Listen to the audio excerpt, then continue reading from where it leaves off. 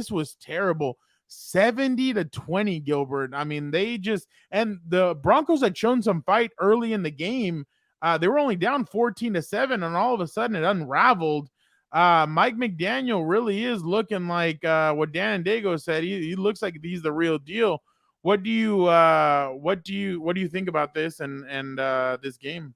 Man, I was just shocked to see the final total point stat line. Like 70 It was a points. basketball game.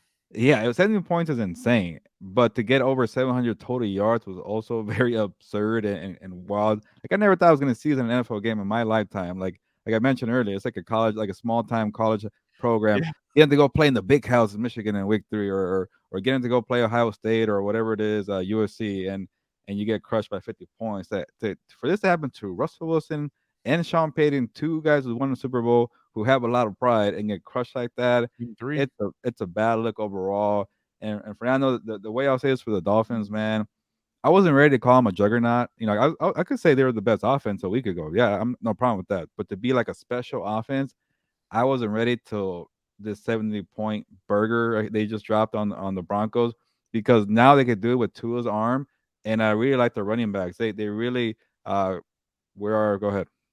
Oh, although we need Sean Payton to coach the Chargers gang. They disappeared all of a sudden. Yeah, even Nathaniel Hackett is looking like a better candidate right now. So he like seeing Sean Payton like get mad at that reporter. I'm like, dude, just take it. Like, take it on the chin. Who cares? Oh, I didn't see that. What did he say? Yeah, a reporter was like, yeah, man, it's a very historic, loss here. And he's like, what's the question? I'm aware. What's the question? And he's like giving more like stats, like, yeah, they lose by 70. I think at that point he's trying to annoy him a little bit. What's the question? He's like, next question. So I'm like, dude, like when you got dropped by 50 points like that, be a little more patient. Just be like, you know what? Out like Deion Sanders, man, we got our butts whooped here. What are the questions? And then you kind of show your team, hey, we're gonna live to fight another day. I don't know what's going on with the Broncos there, but to my point with the Dolphins is when they got the running back, A-Chain, the rookie, and Raheem Mostert to ball out like that for a combined 300 rushing yards, now they can run the football, throw the football, a lot of explosive playmakers. Who's gonna stop this Dolphins juggernaut? I'm gonna keep saying it, Fernando. And the way I see it, there's 2 things you got to do to at least have a chance. Go blow for blow like the Chargers did in week 1, or have a good defense like the Patriots. If you have neither, like the Broncos, good luck, leave.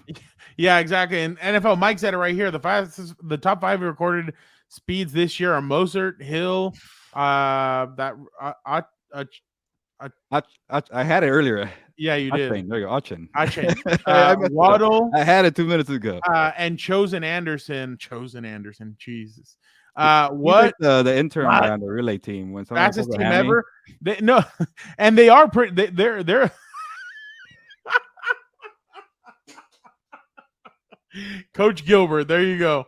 This is my Garrett, Jason Garrett. Yeah, exactly. Another fine candidate over Sean Payton. This guy, stop over here. But definitely the way they just did everything was just crazy. And I know by halftime, Tyreek Hill had like 150 yards receiving. And I thought, no way, is he gonna break like the receiving record or do something nuts? In the second half, they kind of cooled it down a little bit more. But this is embarrassing for the Broncos. I got it though. A-Chain. There you go. Just think about A-Chain. Okay. There you go. Oh, there we go.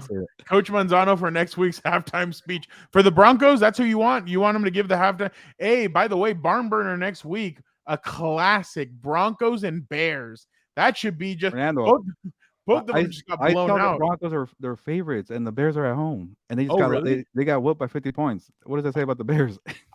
Yeah, exactly. I mean, it was just a bad all around. But my question is, okay.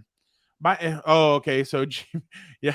Well, yeah, in a sense, you were one bad penalty away from beating them. Yeah, but I mean, they were able to go toe to toe with them. It's like college football. It was an impressive loss. They put it that way.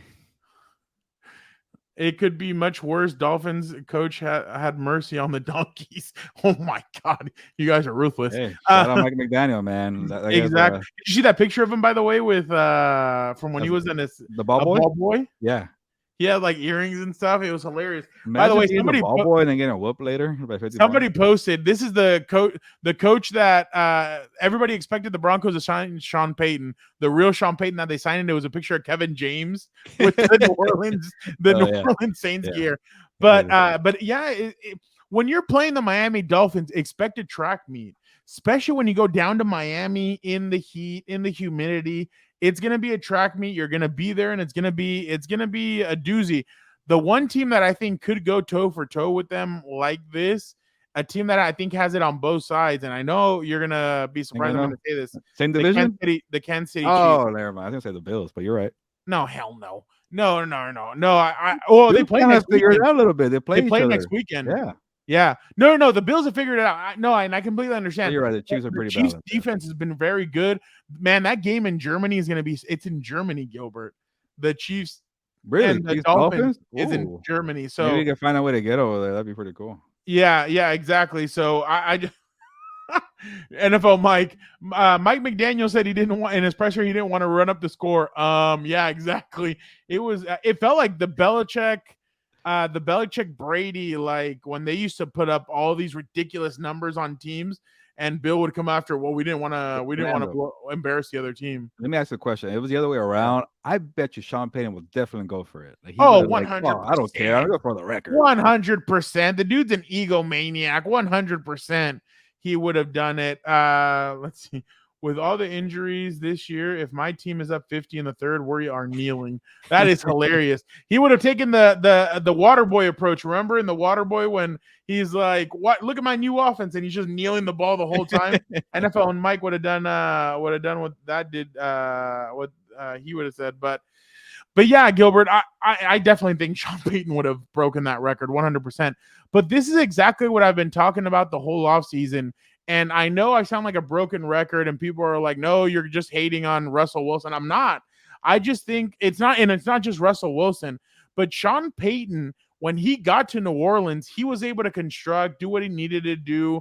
And they didn't have bad players. They just needed a good coach that would come in and build it. And it wasn't just him, but obviously the GM, Mickey Loomis as well. But it's going to take time for him to do it. But again, when he came into the Broncos already have a lot of money tied into It players. requires a teardown, Fernando. I think we could say It that. does. Gilbert, Mike McGlinchey, like he gave them one of the highest contracts of all time. Then who was the guard, Powers or something like that? Like, Yeah, Ben Powers. yeah, that guy is not that good. They should have just like not paid more money to yesterday. people, cut people, and just see what happens this year. That would have been the same thing. And now you're stuck with salary. That's what I would have done. I would have traded everybody not named Patrick Surtain. I would have gotten rid of some guys. Jerry Judy's a guy that I would have gotten rid of. Well, Dude, right now they're saying you just named the one guy they probably shouldn't trade. Everybody else, I don't really care about. Who? For the Broncos, that was it. Patrick Surtain, and that's it. Patrick Surtain, do not trade him. Even though I'm sure he's not going to be happy about having to stay in a rebuild.